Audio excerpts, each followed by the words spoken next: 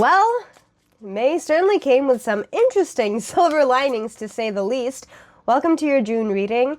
I am going to preface this by reminding you to take care of yourself, to take things slow, because full transparency, I ended May on a very, a very low note in the ER, but all stemming from overworking myself, from burnout. And this is your reminder to take it easy.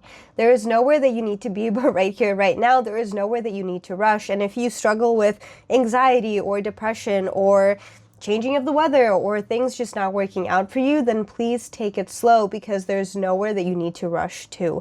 You are always at the right place at the right time. You are always so safe and secure, and you need to make sure that your nervous system is regulated enough to know that. So with that little lecture that's actually very important for you, if you get anything out of this video, it's to take care of yourself all throughout June, all throughout the rest of the year.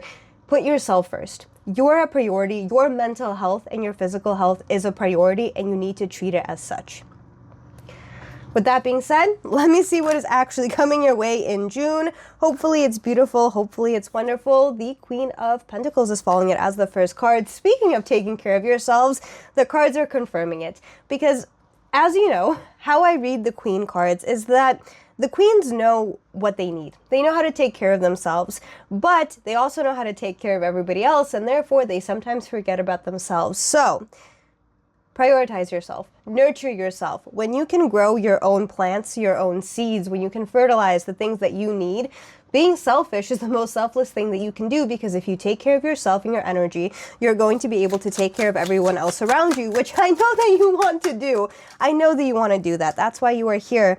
But the King of Cups in reverse is falling out, which is actually very interesting, because it's all about not being able to regulate your emotions. You need to feel your feelings. I think that June is going to come with a lot of emotions. What sign is this? What signs do we have in June? We have Gemini, and I don't remember the second one. Is Cancer starting in the end of June?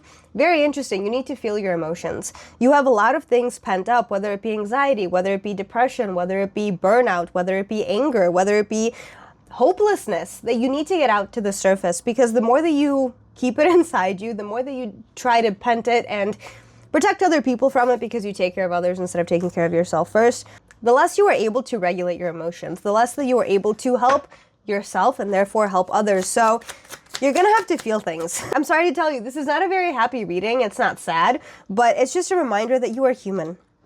June is coming with that reminder. We're midway in the year, and as I mentioned, this year is coming with a lot of change. If you haven't watched my 2026 reading, I will link it up here.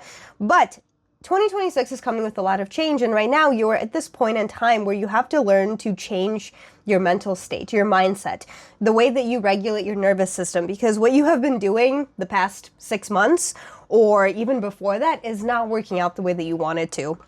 From personal experience, I am telling you that there is something that needs to change. We have the Queen of Swords falling out, being a lot more mindful of your boundaries, of yes, being cutthroat once in a while, but also knowing when to walk away. If something is not working out in your life, you can constantly set boundaries. You can constantly tell people that, no, I'm not going to deal with this shit anymore, but you continuously deal with it. You still let those same people back into your life. You still let those same experiences back into your life.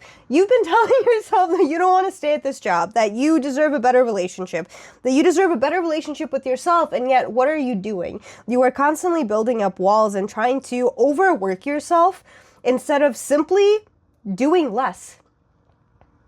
And that is so much easier said than done, but learn to do less. June, beginning of summer, pools are open, beaches are open, weather is nice, sit outside, work outside. Even if you work in an office, take 30 minutes of your lunch break to go outside and literally just touch grass. Do less. You do not need to do more in order to feel better. You do not need to do more in order to improve yourself. You do not need to do more to feel better. You simply need to take everything that you already have and use it to your greatest advantage, and even better, simplifying everything. Going back to the basics, because what were humans really meant to do? We were meant to eat, we were meant to sleep, and we were meant to reproduce. But because we had so much time in between those spaces, we needed to fill it up with something. And we got capitalism, we got overproductivity, and we got burnout. Do less. You do not need to find the next best thing that is going to keep propelling you forward. You need to simply sit with what you have right here, right now, and use it to your advantage. Three of Swords is falling out, heartbreak. Losing everything in order to rebuild better. Knowing that you're overworking, you're burnout, you are constant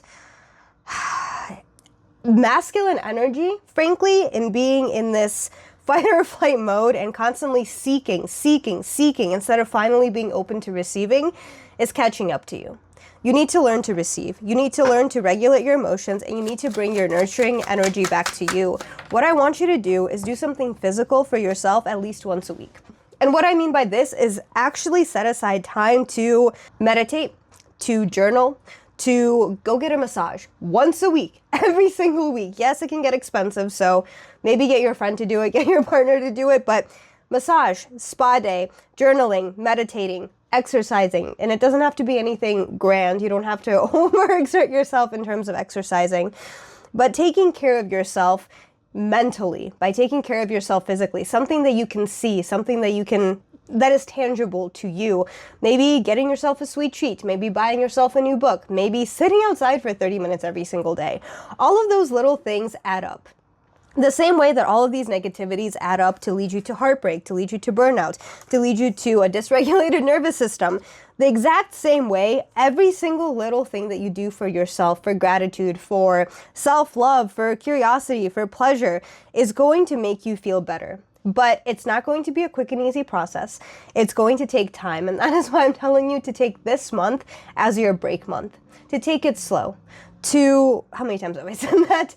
To re-regulate your nervous system, to bring energy back to yourself and start taking care of yourself, because rock bottom could be here, whether it be physically, whether it could be mentally, whether it just you're not feeling the way that you deserve to feel, and it's time to make a difference. Celebrate more. Celebrate the things that you already have. Do not seek for the next best thing that is going to save you.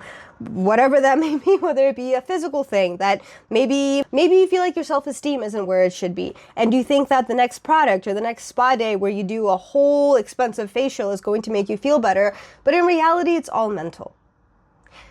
Take care of yourself with the things that you already have. As cliche as it is, focus on gratitude. Focus on celebrating the little moments, but bring energy back to yourself. Your nervous system is very dysregulated. Is this reading for me? Is this for you? I don't know.